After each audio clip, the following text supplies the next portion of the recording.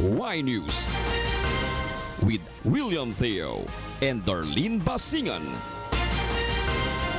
Good evening. Filipinos have mixed views on the current economic status of the Philippines. Meanwhile, some experts believe the country's economy will continue to grow next year. Leslie Longboen tells us why. According to the Philippine Statistics Authority, the economy of the Philippines grew by 6.9% in the third quarter of 2017. Some Filipinos may have felt the positive change, but some say they have not. Karoon ng magandang trabaho mga anak ko. Sa taong ito talaga, kumbaga sa kawan, nakakaluwag-luwag kami. Hindi ko nararamdaman. Kasi yung mga binibili natin, mahal. Tapos yung bigas ngayon, mataas na rin. Kaya parang wala rin. Meanwhile, some experts say the country's economy will continue to boost this 2018. An economist also believes that problems in terrorism do not pose huge impact to the country's economy. The IS threat and problem is present not just here. In fact, it is present in many other countries. In fact, even in advanced countries. The market extends a preventive measure. You are able to benefit that to the consumer. But now, you have this animal spirit. This year, the economic team of President Rodrigo Duterte targets an economic growth of 6.5% to 7.5% to maintain the position of the Philippines as one of the fastest growing in Asia. Leslie Longboen, UNTV News and Rescue, Quezon City. Meanwhile, the United Nations signified its intention to help the Philippines with the devastation the recent tropical storms caused parts of the country. Here's why from Rosalie Carr. Search and rescue operations continue for the 171 individuals still missing due to the onslaught of Tropical Storm Vinta in the Philippines. Based on the report of the National Disaster Risk Reduction and Management Council or NDRRMC, 164 were confirmed dead, most of them due to flash floods or landslides. The NDRRMC is still determining why there are many casualties despite forced evacuations implemented in the affected areas. Meron tayo mga pulis at mga sundalo na kasama nung tayo nagpapa-evacuate. I could not descriptively say kung what transpired during the evacuation, but they were asked to evacuate. More than 115,000 families have been affected by the storm. 21,000 families remain in evacuation centers, while more than 16,500 families are now staying with their relatives. These are recorded in regions of Mimaropa, 7, 9, 10, 11, 12, ARMM, and Caraga. The most affected by the storm are Zamboanga del Norte, Lanao del Norte, and Lanao del Sur. In the cell phone video of Neil Andinga Nasa posted on her Facebook page, flash floods could be seen in Salvador, Lanao del Norte, while residents were trying to cross using a rope.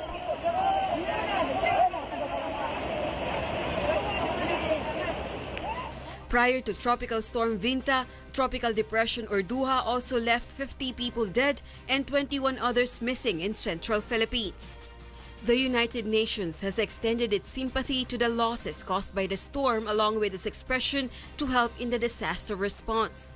Based on the statement of UN Secretary General Antonio Guterres, the United Nations will support local and national authorities in helping those who are affected by the calamities, in addition to the support provided by humanitarian partners.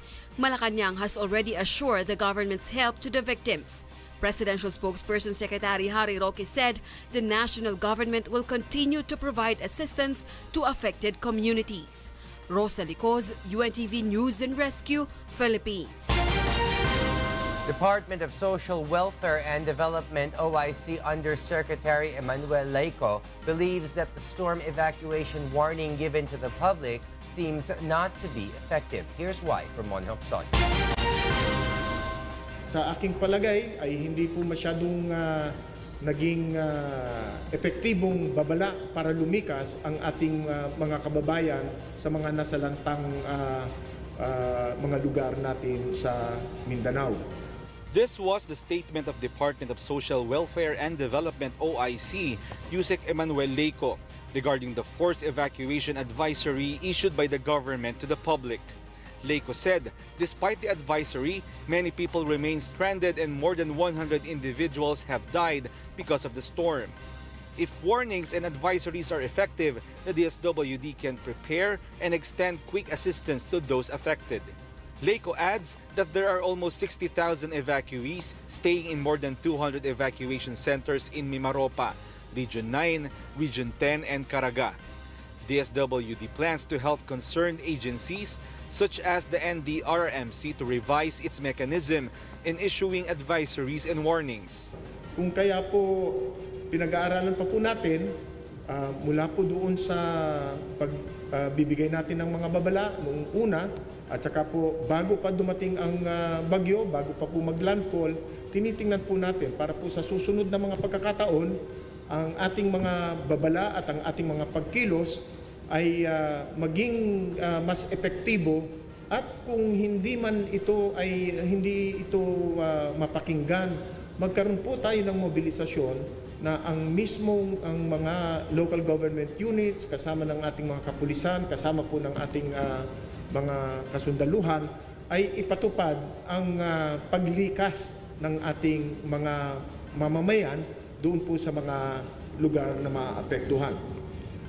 Currently, DSWD continues to send relief goods to the victims of the storm. DSWD also calls on volunteers to help pack relief goods in the National Relief Operations Office in Pasay City. For interested volunteers, they can contact the DSWD hotline number 553-9864. Mon Hokson, UNTV News and Rescue, Quezon City. Forensic experts will soon release identification of the 36 call center agents who were killed in the massive mall fire in Davao. Here's why from Grace Casin. The Bureau of Fire Protection or BFP Davao confirms that the bodies of 36 call center agents trapped in a fire in New City Commercial Center or NCCC Mall in Davao City have been found. Forensic experts have an identification process underway on the victims' bodies. Yesterday, firemen found the remains of 32-year-old Jeffrey Sismar, one of the 37 employees of SSI call center firm who were trapped in the 4th floor of the mall while the fire is raging. Based on the BFP's initial investigation, the fire broke out on the 3rd floor of the furniture section of the mall in the past 3 in the afternoon last Saturday, which immediately reached general alarm. So, mauni na siya na itabo. Nabi dito, pag-abri na mo, usok na, wala na kayo makita, so gi-close na mo siya balik. Nag-attempt me na dito mo agi sa employees entrance, katong giagian na to mga una nanagan. Halfway through the office, na-realize na mo na dili na siya maagian. So nibalik me, dito namin nagtanga, nagsyagit, naghatag ng instructions na para iwas suffocation kay magbasa daw og panyo or whatever tela tapos ibutang daw sa nose. So kato na-busy mi o nagbalik-balik mi sa CR para magbasa. The employees of the call center firm on the 4th floor were not able to make it out. For now, BFP continues to investigate the cause of the fire and the amount of damage to properties. Grace Casin, UNTV News and Rescue, Quezon City. Justice Secretary Vitaliano Aguirre has directed the National Bureau of Investigation to conduct a separate probe into the Davao Mall fire. Roderick Mendoza will tell us why. The NBI is set to conduct its own probe into the fire that gutted the NCCC Mall in Davao City last Saturday. The investigation will determine who should be held liable for the incident that left 37 people dead. Justice Secretary Vitaliano Aguirre says the result of the probe will be used to file possible charges against those responsible for the tragedy. He pointed out that responsible persons must be punished to set an example and avoid a repetition of the incident. Among those who may possibly face charges where the mall management should lapses be found in their safety standards. Aguirre also offered condolences to the families of the victims. The fire broke out around 9 in the morning last Saturday when Tropical Storm Vinta was still battering the city. It lasted for a day until firefighters were able to put it out. Roderick Mendoza, UNTV News and Rescue, Quezon City. The Department of Labor and Employment assures assistance for the victims of the fire. Meanwhile, a group of call center employees is asking for an independent investigation on the fire incident in the NCCC Mall in Davao City. Here's why from Aiko Miguel. BPO Industry Employees Network or BIEN mourns over the death of 37 call center agents in the fire incident in the New City Commercial Center in Davao City. The group asked for an independent investigation on the tragedy, specifically to ensure the safety of employees in the BPO industry so that the same incident will not happen again. Yung early 2017, mayroong HDI. So issue pa rin yun ng safety standards eh. So parang pinagsasawalang bahala talaga yung kasiguruduhan ng manggagawa sa working conditions. The group said based on their conversation with one survivor, the fire exit of the said mall was not passable. Meanwhile, Labor Secretary Silvestre Bello III has directed DOLE regional officials to provide assistance to the victims of the fire. Alam natin na walang may kagustuhan na mangyari yan, pero habang nawawalan po kayo ng trabaho, ay magbibigay po ang aming department ng emergency employment for 1 month. Lahat po ng mga manggagawa na gustong magtrabaho ay bibigyan natin. The program will provide 1-month temporary employment for the fire-affected employees. They will receive 1-month minimum wage while the investigation on the incident is ongoing.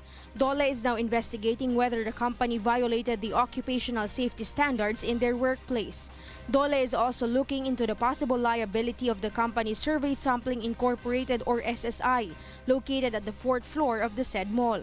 Bello says the company management is likely to face charges over the incident. It could be criminal, papel na yan ng Department of Justice. It could be administrative. Papel naman namin yan. Maaaring hindi na namin sila paintulutan mag-operate. Secretary, hindi na namin bibigyan ng lisensya muli. The Secretary also condoles the victims' families. DOLE targets to release the result of the investigation within the week to serve justice to the victims and hold liable those behind the mishap. According to retired BFP spokesperson Ian Manalo, the public must be aware of the fire safety measures, especially inside malls, especially this holiday season. Kung saan sila pumasok, tandaan nila. At pag may nadaanan silang fire exit na nakapadlock, nakukuhaan na nila ng picture o kaya video nila, i-viral nila para matuto rin yung ating mga kababayang may mga malls. Aiko Miguel, UNTV News and Rescue, Quezon City. Meanwhile, airport officials report higher volume of departures than arrivals at the Ninoy Aquino International Airport this year. Nel Maribohok will tell us why. Compared to last year, the number of passengers leaving the country is higher this year as compared to airport arrivals at the Ninoy Aquino International Airport. Most arrivals are families coming home to reunite with their families in the Philippines. According to Manila International Airport Authority General Manager Eddie Monreal, these days airport arrivals are also minimal. The last arrival was last night. Mas maraming damutin kahapon. I'm not sure kung mayroon pa ngayon, but ang marami ngayon paalis na. Airport authorities, Monreal says, continue to implement tighter security measures and that they have not recorded any untoward incidents. The management of MIAA also urges its airport personnel not to go absent. Wala kaming dinagdag, pero we ask yung mga security personnel na huwag muna mag-leave. Nel Maribohok, UNTV News and Rescue, Pasay City. Relatives face a gloomy holiday this week after a fatal collision in Agoo, La Union this morning. Victor Cosare will tell us why. The relatives of the fatalities in a jeepney bus collision have brought their loved ones' bodies to their homes. The fatal accident happened earlier today on Barangay San Jose Sur, Agoo, La Union, which left 20 persons dead. These include 6 children, one of which is a 6-month-old infant. The persons aboard the passenger jeepney, who were headed for Manaoag, Pangasinan, belong to one family. According to Agoo Police Chief Inspector Roy Villanueva, the jeepney was on the southbound lane of Manila North Road in Barangay San Jose and was about to overtake another vehicle when it got into a head-on collision with the Partas bus unit, which was on the northbound lane. The jeepney was badly damaged with its engine removed from its place, whereas the front part of the bus was severely distorted. dahil halos lumusok yung harap ng gitbon sa ilalim ng karpas. Na-impact talaga. Saka ma-determine naman dun sa bilang ng 19 persons on board the jeepney died on the spot, including the driver identified as Rolando Perez Abenes, while Virgie Antolin died at the Ilocos Training and Regional Medical Center.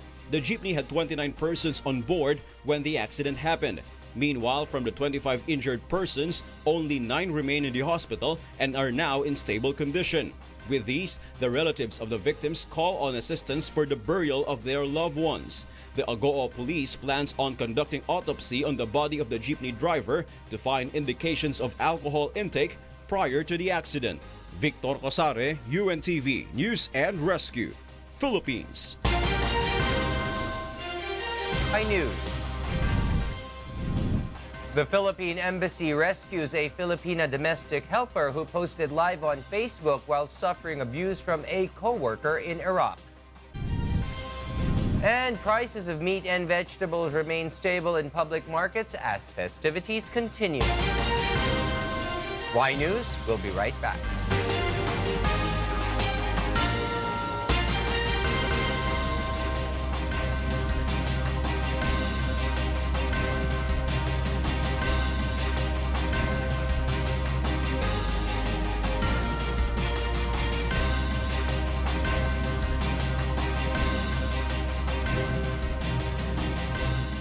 Philippine embassy officials were quick to rescue an overseas Filipino worker being maltreated in Iraq. Here's why from Ray Pelayo. The social media served as a tool to send a distress message to Philippine embassy officials about the situation of a Filipina domestic helper in Iraq. Binugbog ako! Wala amo ko! Pinagsasakal ako tsaka sinuntok ako ng sinuntok. Inagpas ako ng stepin. Ayan na. This was the scene broadcasted live on Facebook by Alice Soriano Aguilan, who suffered abuse in Baghdad, Iraq last December 22. She said that her boss was not in the house and the guy that abused her was also a helper. After a few minutes, the guy attacked her for the second time.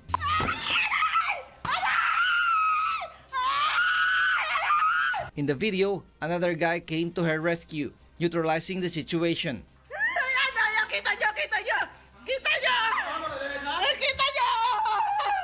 But then her attacker came into the scene again, this time making a hand gesture of slashing one's neck. Kita nyo ginawa sa akin, nakita mo. Nakita nyo ginawa sa akin na pinaglilinis niya ako ng prutas ay may ginagawa ako. Ayan pa, oh, gusto niya sunod-sunod. Gusto niya sunod-sunod ang trabaho ko. Ayan, oh, may ginagawa ako. Sabi ko, kali. So, anong ginawa niya? Pinagbubugbog ako. Ipasa nyo. Tawagan nyo ang Baghdad, Iraq. The incident immediately reached the officials of the Philippine Embassy in Baghdad. After a few minutes, they were able to rescue Alice. Nasa Philippine Embassy na po ako ng Baghdad. Ayan, ng ating flag. Safe na po ako sa pag-rescue. Within 10 to 15 minutes, nagpunta na po sila sa bahay. Na-rescue agad nila ako ng mga taga-Baghdad Embassy. Kita nyo? Kay Sir, salamat po kay Sir Jerome at kay Sir Richard at kay Sir Dom Snow at sa ating pong ambasador na Sir Ermel Cato. Alice said she was forced to go to Iraq when her Filipino employer in Amman, Jordan sold her to her employer now. The Philippine Embassy in Baghdad reminds job seekers that Alert Level 4 is still raised in Iraq. Currently, there are around 4,000 Filipinos still working or staying in the area. Department of Labor and Employment Secretary Silvestre Bello III reiterates that the deployment ban for OFW is still strictly implemented in Iraq. Dahil unang-una, wala tayong kasunduan. Kaya alam naman ang embassy na dapat hindi tayo nagpapasok dyan. Pero the moment na may pumasok dyan na walang documentation, responsibility na po sila ng Department of Foreign Affairs. Pero kahit hindi sila documented, sinasamahan din namin ng Department of Foreign Affairs sa pagtulong sa kanila. The Philippine Embassy is now fixing Alice's documents to send her home to the Philippines soon. Ray Pelayo, UNTV, News and Rescue. overseas Filipino workers, including those stranded in Hong Kong, have finally arrived home to the Philippines. Joanano will tell us why. 41 overseas Filipino workers from Hong Kong have arrived at the Ninoy Aquino International Airport or NAIA at 2 in the afternoon today. They are among the Filipinos stranded in Hong Kong after they were sold with fake airline tickets by the PEA travel agency. According to Rowena Oliero, she previously booked for her ticket with a said travel agency. That's why she was surprised that she will be fooled by the same agency. She bought the ticket for 1,500 Hong Kong dollars or almost 13,000 pesos. Tumawag ako sa Philippine Airline. Sabi nila not issued daw yung ticket namin. Tapos kinuha daw yung bayad namin sa ticket. Hindi na binayad doon sa Philippine Airline. Nagpanik na ako, umiyak na ako kasi sabi ko hindi na ako makakauwi dahil sabi ko wala na akong pambili ng ticket. The said OFWs were able to return home with the help of the Department of Labor and Employment or DOLE, while the Overseas Workers Welfare Administration or OWA paid for their flights. According to OWA, thousands of OFWs were being victimized by the PEA travel agency. Many of them were able to buy their own flight tickets. The government vows to hold the said travel agency liable and to force it to pay back the money it took from its victims. Lawyers of the Philippine Embassy in Hong Kong are now preparing the charges it will file against PEA Travels. Depende na po sa batas ng Hong Kong po yun, no? Kung ano po yung maayos po ng mga abogado doon.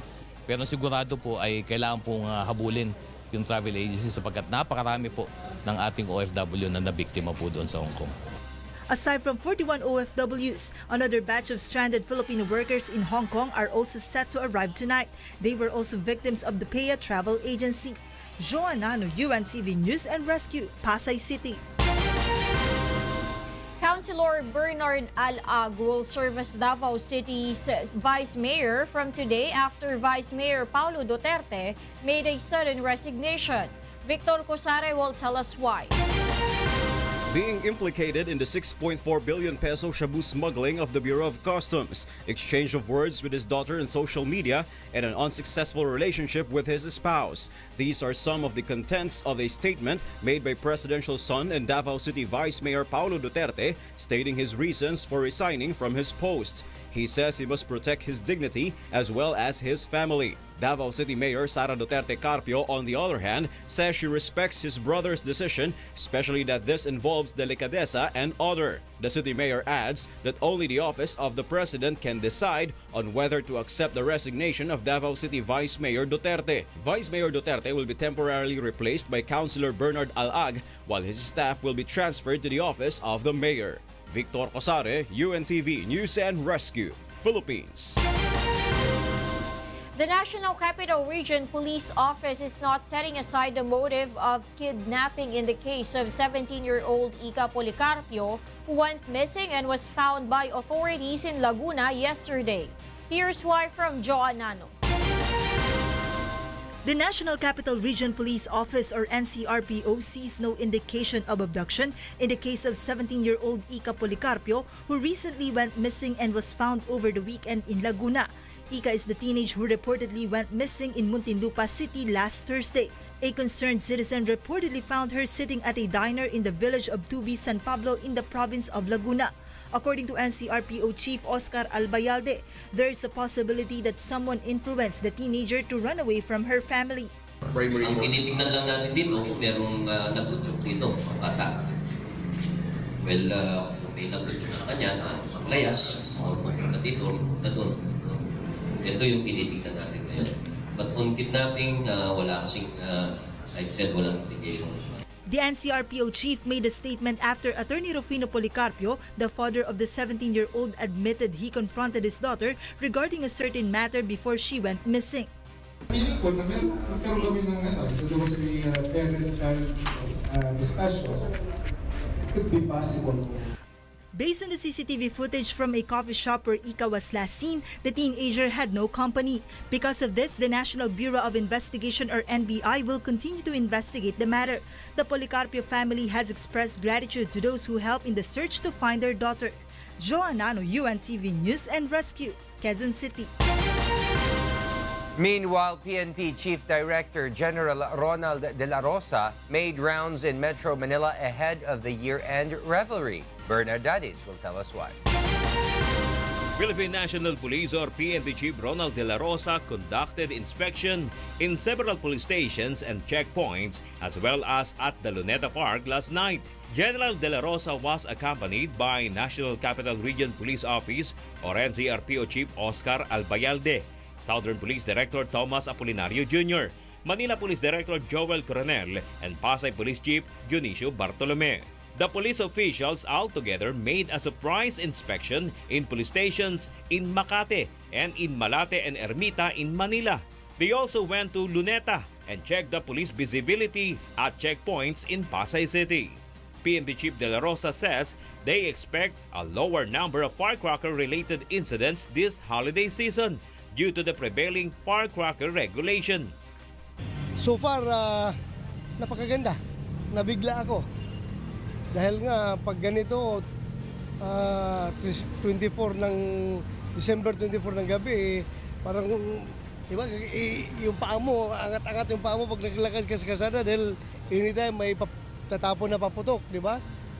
Mag-iingat ka. Pero ngayon napakalinis, walang putok. Walang problema. The PNP chief further reiterates the police do not want to be complacent this holiday season. Thus, security is even more intensified, especially in crowded areas. Police officers assigned in the police stations visited by the PNP officials were also reminded not to be involved in indiscriminate firing. Meanwhile, General De La Rosa advised the public not to use firecrackers during the holiday revelry. The public is also advised to report any incidents of gunfire or use of firecrackers through the PNP hotline 117. In events, any individual is injured because of the use of firecrackers and immediate medical attention is needed, the UNTV News and Rescue Team is ready to help and can be reached through telephone numbers 911-8688. Bernard Dadis, UNTV News and Rescue, Philippines. Several barangays in Quezon City opted not to designate firecracker zones this year. Rajel Adora will tell us why. The officials of Barangay Kulyat in Quezon City say strict prohibition of firecracker use is the key to avoid firecracker-related injuries during the holiday revelry, rather than designate a specific area for the use of firecrackers. Unlike in Quezon City, this basketball court is the designated firecracker zone in Barangay 95, Caloocan City. The officials of the barangay say since firecracker zones have been designated in 2010, they have not recorded any injuries annually. Muntikan magkasunog, kaya inumpisahan namin na pagbawal yung pagpapaputok sa looban. Lalo na yung mga kwitis kasi siya yung lumilipad.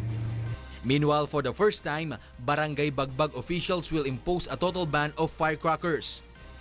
Gagamit kami ng mga motorsiklo para ikutin yung mga maliliit na kalsada para po yung mga flyers maiabot pa sa mga tao. Quezon City Administrator Aldrin Cunha meanwhile clarifies that Quezon City local government is not implementing a total ban of the use of firecrackers. Although the use of firecrackers in public places within Quezon City is prohibited, in accordance with City Ordinance 2618, a community display area may be designated. The city government leaves it to the officials in every barangay whether they would impose a total ban of firecracker use in their vicinities. Nothing stops our barangay to impose a total ban. Now, it's a question of how efficiently they can impose yung ban nila. Rajel Adora, UNTV News and Rescue, Philippines. Meat and vegetable vendors complain that despite making no adjustments in the prices of their products, only a few consumers bought from them since yesterday. Here's why from Grace Casit. Cristel hardly sells her vegetables as the turnout of buyers this year are low as compared to last year. Matumal. Mas mabili pa pag ordinary day may mga paso. Walang masyadong naghanda kasi lahat sila umuwi ng probinsya. There is no changes in the price of vegetables in Nepa Q-Mart, such as basic vegetables onion, garlic, tomatoes, potato, pechay, eggplant, legumes, pumpkin, sayote, bitter gourd, bell pepper, radish, broccoli, and cucumber. However, there is a slight increase in the price of carrots and Baguio beans. Coconut fruit, which is commonly in demand in this time of the year, is also low in sales. Mahina ho talaga, hindi ho namin alam kung bakit. Vendors of pork, beef, and chicken meat also complain of low in sales in public markets. Mas maraming benta ng isang taon. Ang kalaban na ngayon, yung sa mall, yung mga credit card na Kitane family prefers to buy grocery items in mall because they find it more convenient than public markets. Sa mall kasi pwede credit card, hindi na kailangan magdala ng cash. Convenient, hindi mainit. Like aircon, convenient magdala ng mata. But for Mrs. De La Cruz, there is still an advantage buying items in public markets. Gusto ko sa palengke mas malapit. Ayoko sa malayo. Fresh naman sa palengke. Grace Cassid, UNTV News and Rescue, Quezon City. The workers group is considering to file another petition for wage increase after the government's tax reform package was signed into law. Ray Pelayo will tell us why. The Associated Labor Unions, Trade Union Congress of the Philippines, is anticipating the impact of the tax reform acceleration and inclusion or train law to the public. Spokesperson Alan Tanhusay says they are likely to ask for another increase in minimum wage if price of basic goods and services will go up, such as gasoline and electricity. Meanwhile, the Employers Confederation of the Philippines may also charge additional expenses to their products. Minimum wage in Metro Manila increased by 21 pesos last October. Based on the law, a new wage increase can only be filed only after a year. But ALO-TUCP points out that such is not applicable during an extraordinary event. Pagka may mga supervening event, may mga extraordinary na sitwasyon, maaari ho tayo mag-file ng wage increase petition para madagdagan yung sahod ng mga manggagawa, lalong-lalo na yung mga minimum wage earners. Meanwhile, the government will give 200 pesos monthly to 10 million households in the country to minimize the impact of the new tax law. This means that the government will spend 2 billion pesos a month and a total of 24 billion pesos a year. Now, of course, to cushion the impact of indirect taxes, there is cash transfer provided in the law itself.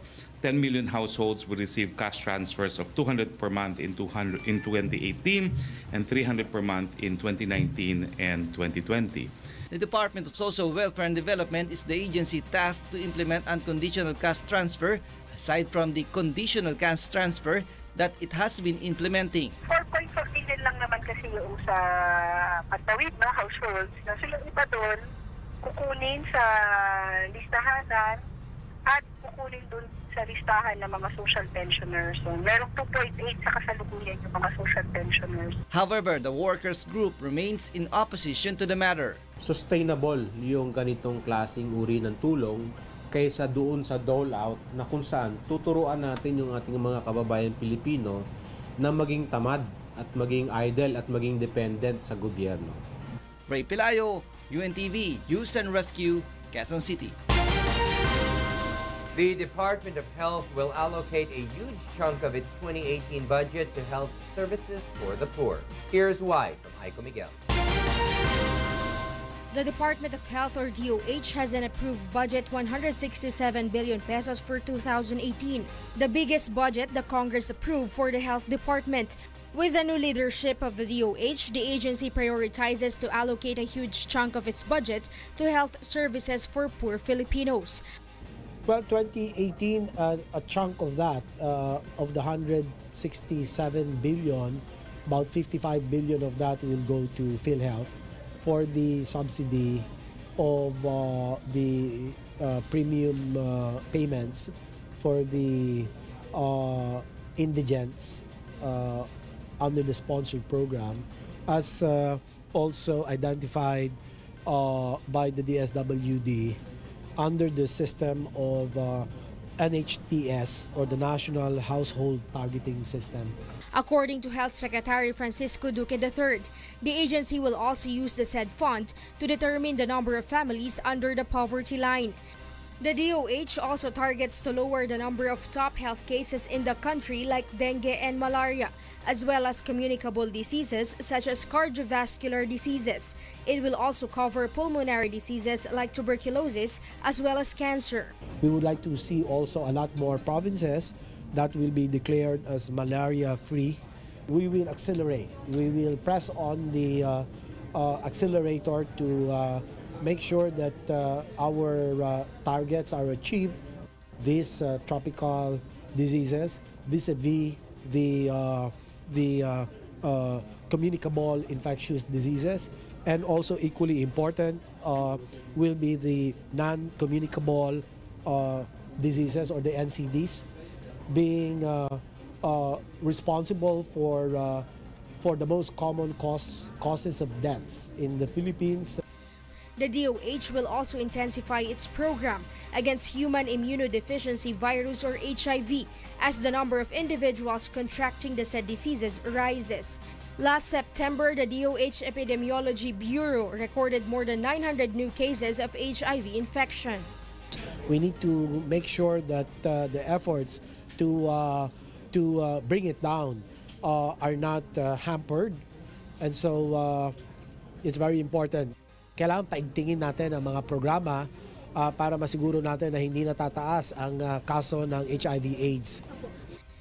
Health Secretary Duque vows to make DOH the leading government agency in providing services to those in need.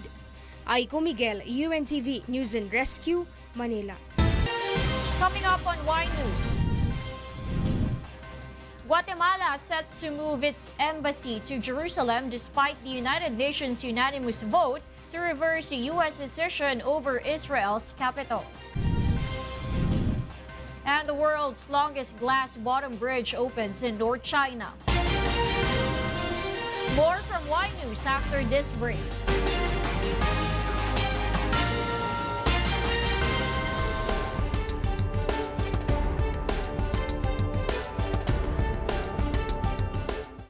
Looking for construction services? BOP Construction and Development Corporation, building your visions into reality.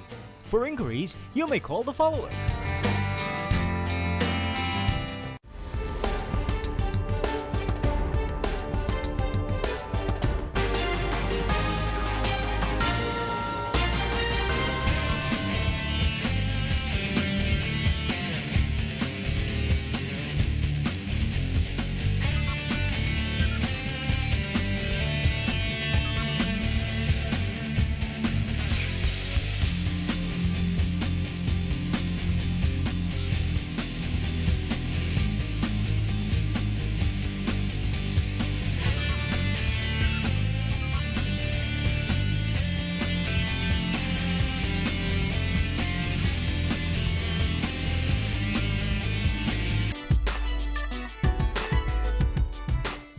Composition entitled Binago Mo Ako wins December's third weekly elimination in the A Song of Praise or ASOP Year 7.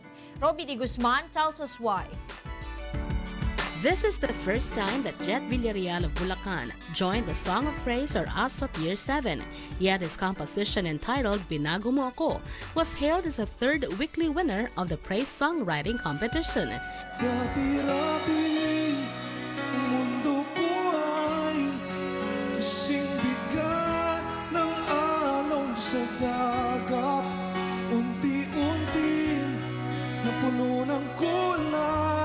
Meanwhile, Jet is very happy with Maki Ricafort's interpretation of the song.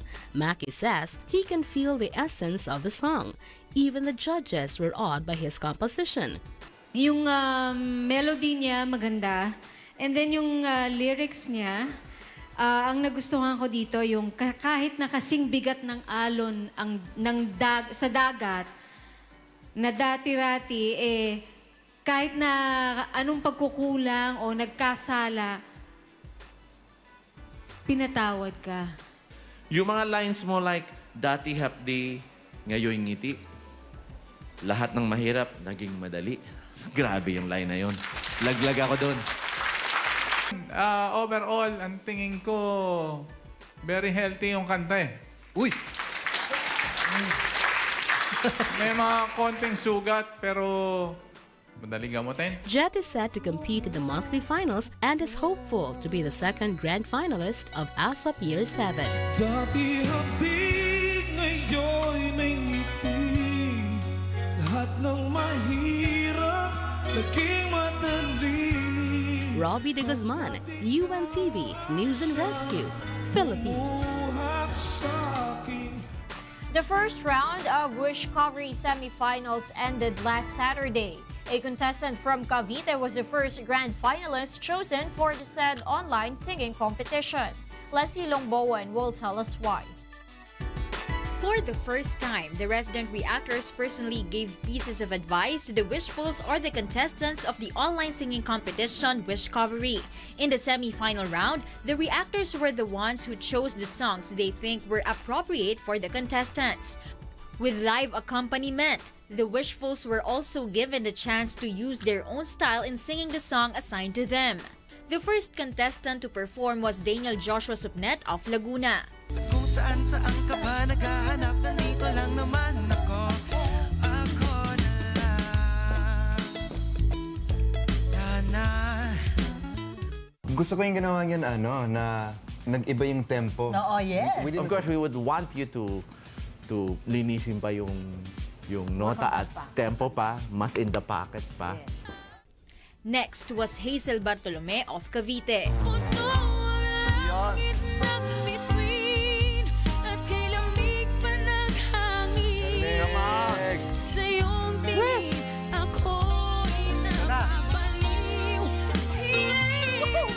Ito ang the longest goosebumps. Ay, grabe ang level up. Elevated talaga. You were good. You're very good. Ay, grabe ngayon. Hazel of Cavite won in this round, and she's the first ever grand finalist of Wish Covery. Daniel, meanwhile, is thankful for reaching the semi-final round. I'd like to thank everyone from Wish, especially lahat ng sumuporta sa amin, lahat ng nagturo sa amin what to do, lahat ng nag-guide sa amin. The Wish Covery episodes is available on Wish FM's YouTube channel. Leslie Lombowen, UNTV News and Rescue, Philippines. Those are the reasons behind the news, December 25, 2017. I am William Theo. Reasons we delivered to you as they unfold. I'm Darlene Basingan. Because we need to know, we will always ask why. Thank you for watching Why News.